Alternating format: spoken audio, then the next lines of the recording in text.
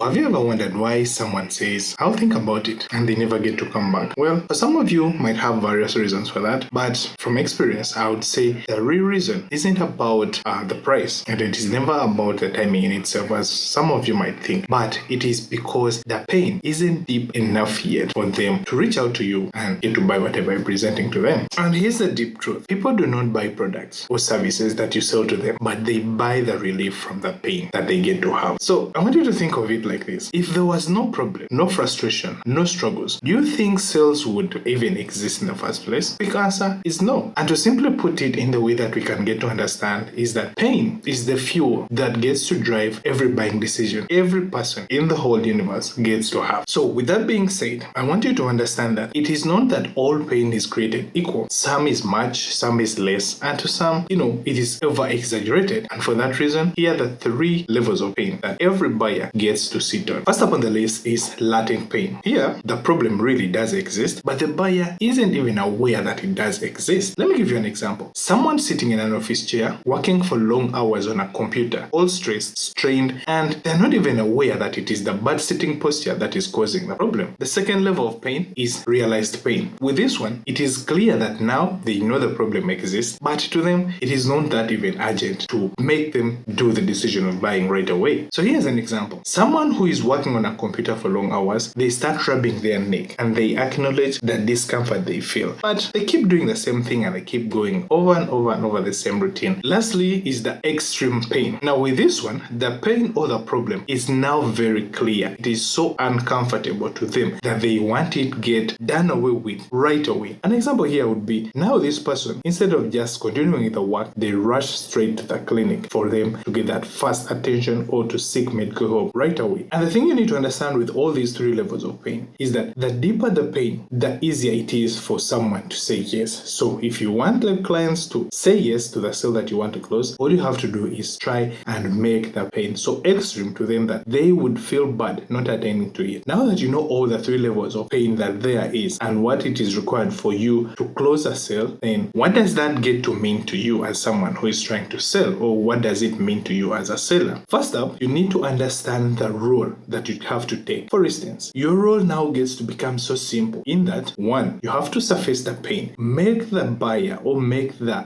one who you're trying to close understand the pain that they're going through. In other words, make the pain they're going through so extreme to the point that in case they do not want to give it the level of urgency that you're trying to show to them, it's going to make them feel bad for them not to attend to you or not to buy your service or not to buy the relief of pain that you're trying to present to them. That is 1. 2, make it real and undeniable. So instead of just you cooking up story, just try to make it real. Make it real in the way that try to explain to them the effect they are going to have when they do not get to attend to that pain they are trying to have. Using the example that we talked of someone working on the computer for a longer time. So make it real. Try to explain to them that problem they're trying to ignore, within a short time, it is going to cause a lot of havoc. It is going to make them miss out on lots of job opportunities. If not, it is going to make them sit back home, instead lose lots of money. So with the more you get to make it real, it is the more it is going to be easier for them to understand, and it's the easier that it is going to be or become for you to make them buy. And then lastly, you've got to position yourself as the only solution.